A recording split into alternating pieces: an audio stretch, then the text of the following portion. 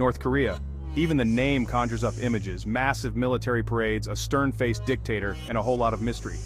But what's really going on in the Hermit Kingdom? It's a place shrouded in secrecy, making it hard to separate fact from fiction. One thing we do know is that they love basketball, like, really love it. In 2000, they even rolled out the red carpet for Dennis Rodman, former NBA bad boy. Rodman hung out with Kim Jong-il, then the supreme leader, even sharing a laugh or two. This bizarre episode, dubbed Basketball Diplomacy, offered a rare glimpse into the secretive state. It showed that behind the iron curtain of propaganda, there's a more complex reality.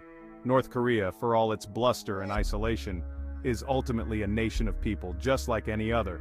But understanding those people, their lives and their country requires us to delve deeper, to peel back the layers of propaganda and uncover the truth of this enigmatic nation. To understand North Korea today, we need to rewind the clock. After World War II, Korea, previously under Japanese rule, was divided. The North went communist, led by Kim Il-sung, a revered guerrilla fighter who became the country's eternal president, even in death. The South went the capitalist route, backed by the US. This division led to the Korean War, a brutal conflict that cemented the peninsula's split and left millions dead. The war technically never ended, only paused with an armistice. This history of conflict and division is deeply ingrained in North Korea's national identity. It's used to justify the country's militarization and isolation, fueling a constant state of us versus them. Kim Il-sung's rule, followed by his son Kim Jong-il and now grandson Kim Jong-un, has been marked by an iron grip on power and a cult of personality that permeates every aspect of North Korean life. Imagine a country where every aspect of life, from your job to your haircut, is dictated by the state. That's North Korea in a nutshell. Officially, it's called the Democratic People's Republic of Korea, but don't let the name fool you. It's a totalitarian state ruled by the Workers' Party of Korea, with the Kim family at the helm. Power is centralized and absolute, dissent is not tolerated, and the government controls virtually every aspect of citizens' lives. The country operates on a system called Juche, a self-reliance ideology that emphasizes national unity and independence. This ideology, born out of the ashes of war and foreign intervention, has become a cornerstone of the regime's propaganda and control. But behind the facade of unity and strength lies a system built on fear and surveillance. The government monitors its citizens closely, restricting their movement, communication, and access to information. For ordinary North Koreans, life is a world apart from the glossy images projected in propaganda. It's a life of hardship, constant scrutiny, and limited opportunities. Most people work for the state, often in agriculture or industry, earning meager wages. Food and basic necessities are rationed, and access to electricity and running water can be unreliable, particularly in rural areas. Social mobility is practically non-existent. Your family background, specifically your loyalty to the regime, determines your social standing and future prospects. Those deemed politically unreliable face discrimination, imprisonment, or worse. Despite the hardships, there's a strong sense of community and national pride. People are taught from a young age to revere the Kim family and to see North Korea as a beacon of socialism in a hostile world. Section 5: Education, Healthcare, and Employment, State Control, and Individual Reality. Education in North Korea is free and compulsory, but it's heavily infused with propaganda. Children are taught to glorify the Kim dynasty, demonize the West, and embrace Juche ideology. Healthcare is also technically free, but the quality of care is often poor, particularly outside Pyongyang, the capital. Hospitals lack basic supplies and malnutrition is a serious concern. Employment is largely assigned by the state, and most citizens work in government-controlled industries or agriculture. Private enterprise is practically non-existent. Wages are low, and people often rely on informal markets to supplement their income. Despite the challenges, North Koreans are remarkably resilient. They've learned to adapt to the harsh realities of life under a totalitarian regime, finding ways to carve out a semblance of normalcy within the confines of a highly controlled society. Section 6: The World Outside. Limited access and the power of propaganda. Imagine a life where your only source of information is state-controlled media, where the internet is non-existent, and foreign travel is but a distant dream. That's the reality for most North Koreans. The government tightly controls all information flowing in and out of the country. foreign broadcasts are jammed, internet access is restricted to a select few, and possession of unauthorized media can lead to severe punishment. This information blackout is crucial for the regime's survival. It allows them to control the narrative, shape public opinion, and maintain their grip on power. Through propaganda, they paint a picture of a prosperous nation under constant threat from the outside world, justifying their isolation and militarization. However, cracks are beginning to appear in this information wall. Smuggled foreign DVDs and USB drives are finding their way into the country, offering glimpses of the outside world.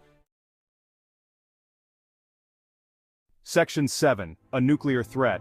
North Korea's military ambitions and global concerns. North Korea's nuclear ambitions have been a source of international tension for decades. The country has conducted numerous missile tests and nuclear detonations, defying UN sanctions and raising concerns about regional stability.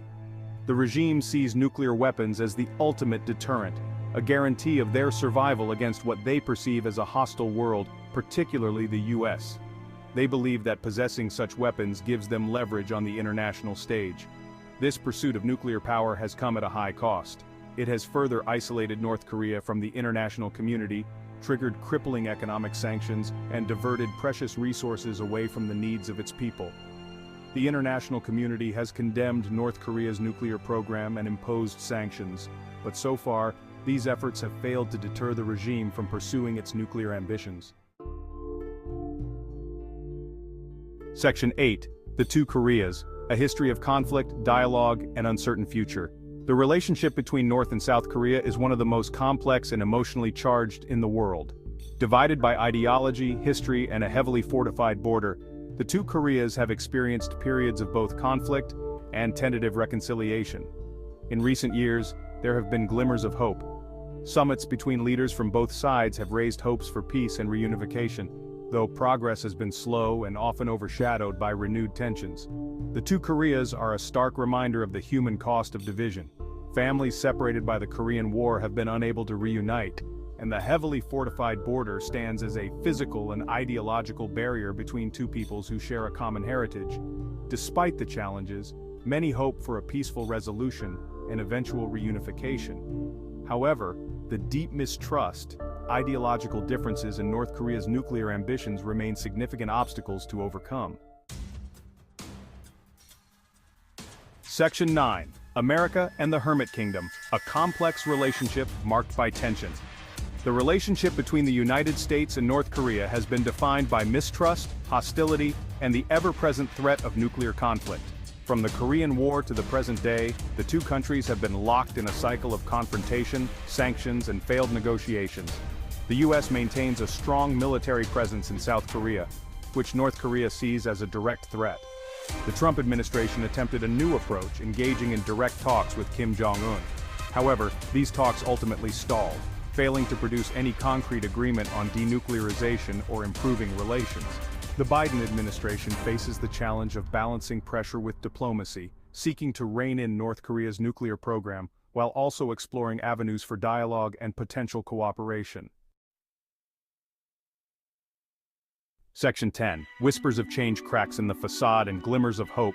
Despite the regime's iron grip, there are subtle signs of change emerging from within North Korea. The increasing flow of information from the outside world, through smuggled media and daring defectors, is slowly chipping away at the state's monopoly on information. Markets, though officially sanctioned, are becoming more prevalent, providing people with alternative avenues for economic activity outside the rigid state-controlled system. This burgeoning informal economy hints at a growing desire for greater personal autonomy. Moreover, the younger generation, exposed to outside influences through smuggled media, may hold different aspirations than their parents. They've glimpsed a world beyond the confines of Juche ideology, a world of possibilities that might challenge the regime's narrative. However, it's crucial to temper optimism with caution. These changes are nascent and fragile. The regime remains firmly in control, and the path towards meaningful reform, if it exists at all, will be long and arduous. Section 11. The unpredictable future. What lies ahead for North Korea and the world? The future of North Korea remains one of the most pressing and unpredictable geopolitical puzzles of our time. Will the regime maintain its iron grip, or will it eventually succumb to internal and external pressures for change? The answer to this question has profound implications not only for the Korean peninsula but for global security as well. North Korea's nuclear ambitions, its volatile relationship with its neighbors, and its human rights record all demand international attention and action. As we move forward, it's crucial to engage with North Korea with a blend of realism and hope. Realism acknowledges the regime's brutality and the threat it poses. Yet hope recognizes the resilience of the North Korean people and the possibility, however distant, of a brighter future for them and for the region. The path ahead is uncertain, but one thing is clear. The world cannot afford to ignore the plight of the North Korean people or the threat posed by the regime. The stakes are simply too high.